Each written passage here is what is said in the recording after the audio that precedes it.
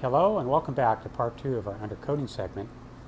In this video we're going to undercoat our front fenders, bumper, and some of the smaller parts. Starting to get things staged this morning. Got some padding down for our fenders as we're going to be rolling these things around on the floor, and I don't want to hurt anything. Also in this video I'm going to give you my thoughts on auto restoration in general. Let's say you're interested in getting into the hobby. What exactly are you in for, and type of skills and tooling you'll need. So let's get this set up, and we'll start off with our smaller parts first and see how they turn out.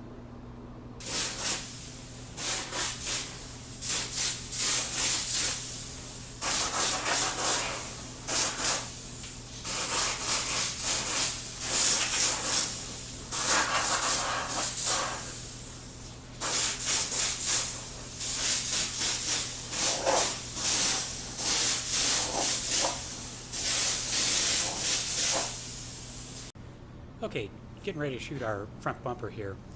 I always try and give out as much information as I can during these segments. It seems like I'm always forgetting something.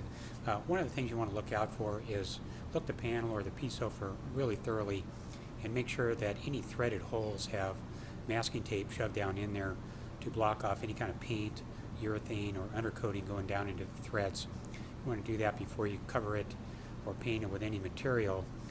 Because it'll really be a problem on assembly if you get your paint down in there.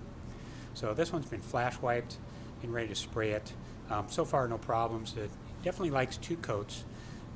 Waiting at least 2 hours, maybe even a little bit more. You could wait overnight with this stuff.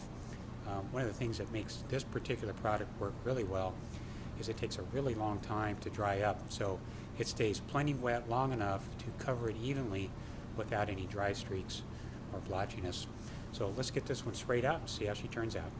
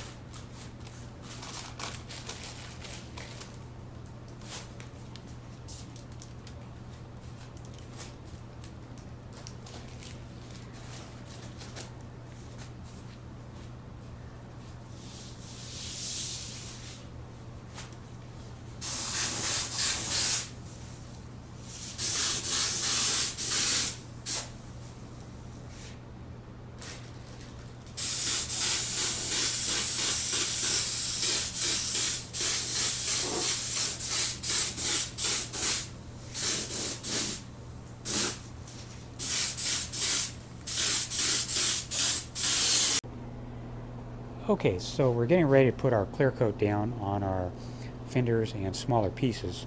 So what I've decided to do is to add a little bit of gloss to our 2060 because our smaller sample pieces actually dried up a little bit too flat for the look that I'm after. This is our Rust-Oleum straight up. It's got a real nice matte finish with that, nice and black.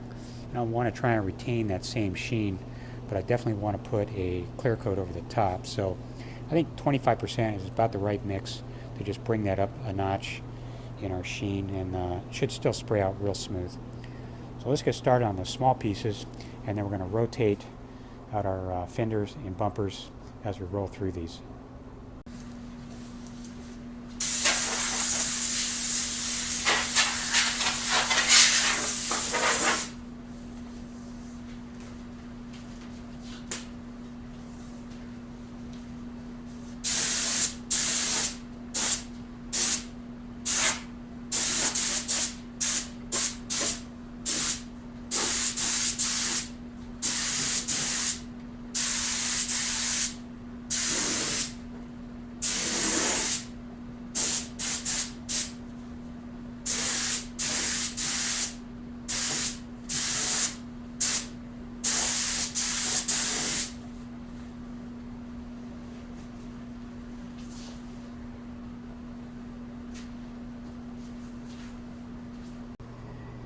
Okay guys, it's been about 2 hours since my last coat, and I only went with 2 coats on this.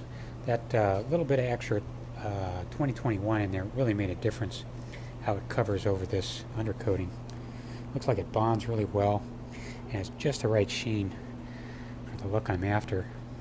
Not too shiny, but not flat and dead looking. So 2 coats, no problem. If you went with the flat, doing the same thing, you definitely need to put 3 coats on, but it's a much drier look when you put it on our undercoating. Now look at our small parts here. Yeah, drying up real nice. Beautiful texture and real durable. Almost looks like a shrunk wrap rubberized coating on there. Alright, there it is for those guys. So I wanted to wrap up today and talk a little bit about getting into the restoration hobby. I always read all the comments in the comment section and try to reply to everyone. And if you've ever commented and haven't heard back from me, quite possibly it could be security settings on your email or security settings on your YouTube account. I always do try to reach out to everyone. I have a viewer, Derek.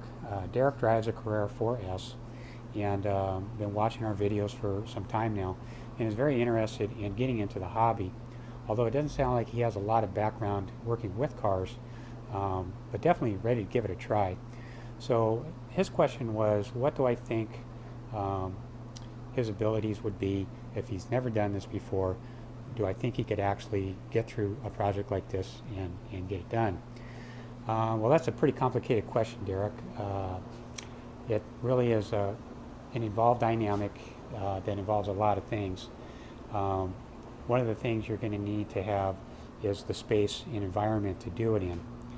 For me, you know, I have some area on the side of my house. I have a fairly decent sized garage, and I'm in a neighborhood where I can make some noise and a little bit of mess, and it's not going to be too much of a problem for the neighbors. Otherwise, I would need a shop to do this, as sometimes it can be quite noisy and quite messy. Also, it depends on your lifestyle. So for me, I'm a single guy, so for me, I can do this all day long. It's not going to bother anybody. It's not going to be a problem with kids or family situation.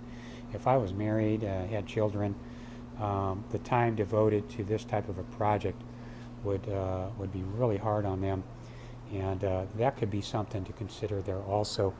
A lot of times when I show you these things in these videos, looks fairly simple. I'm showing you a 15 or 20 minute video, which gets us to our result, which looks nice. But what I'm not showing you is the 200 hours that go into it before we get to the 15-minute video. So a little bit there can be deceiving. as far as how much time goes into it. Also, another problem will be tooling. Over the years, I've managed to acquire most of the tools I need to do a project full scale. And if I don't have that tool, I just go out and get it and just keep adding it to what I need. Also, the other part that can be a little bit tough to bear is a financial burden. So if you want to do a complete restoration, it's hard to say how much does something like this cost from start to finish. So a little bit you just kind of have to be comfortable where you are financially and have the ability before you pull the trigger on something like this to know that no matter what happens with whatever stage you're in your project, that you can see it through. Some of the problems is you get into a project, get the car taken apart, and halfway through it, it's just getting terribly expensive and unbelievable amount of work that you didn't count on or figure on, and you lose heart in it, and after that it's kind of hard to bounce back. So I would do quite a bit of research on the car, parts available, kind of costs involved on those parts, and tooling to do your project before I really committed to a full-scale restoration. Can be quite expensive. So my attitude on how much does all this cost, for me, I'm not working within a budget, so I can tell by looking at the car, the type of car, yeah, I can probably get through that. It's going to be expensive, but I can probably manage it no matter what happens. So I'm not really putting a budget or a cap or a lid on how much this is all going to cost. If I had to factor in a monetary amount, well, I only want to spend so much on paint, I only want to spend so much on body work and so much on the engine, it's really going to limit the ability to pull off a nice restoration. So my thinking when I'm doing a project, there is no budget. It just takes whatever it takes to get there, and whatever I have to do to endure it, I'll just go through it, and I'll make sacrifices somewhere else in my life. When it's all done, it will definitely be worth it. You have a lot of appreciation for what you've done there. You can do things yourself that it'd be very difficult to hire out and have professional do, because you can just spend the time with it and put the needed materials in there that they just can't do. Sometimes these guys, they're in the business to do this, but realistically they just can't afford to spend the manpower, the man hours, and the high quality materials that you would do if you did it yourself. So sometimes you can get a much better job by doing it yourself. So a lot going on there, Derek, with making a decision like that. If you did decide to buy a car, for me, I would look for the most rust-free example that I could find, only because getting into a rusted car is going to require quite a bit of skill in welding, sheet metal work, and a lot of previous experience in working with metals. So if you have a rust-free car, then it's just a matter of grinding through it, and if you got some friends that could help you out with various things, that would probably get you over the hurdle when you hit a tough spot. So that's my thoughts on getting into the hobby. Wish you the best of luck, Eric. Maybe some of you guys can write in and give them your 2 cents worth on some of the projects you have taken on. So good luck with that. And that's going to be it for this video. Next thing we're going to do is we're going to mask up the shell and start the undercoating. So thanks for tuning in, and we'll see you next time.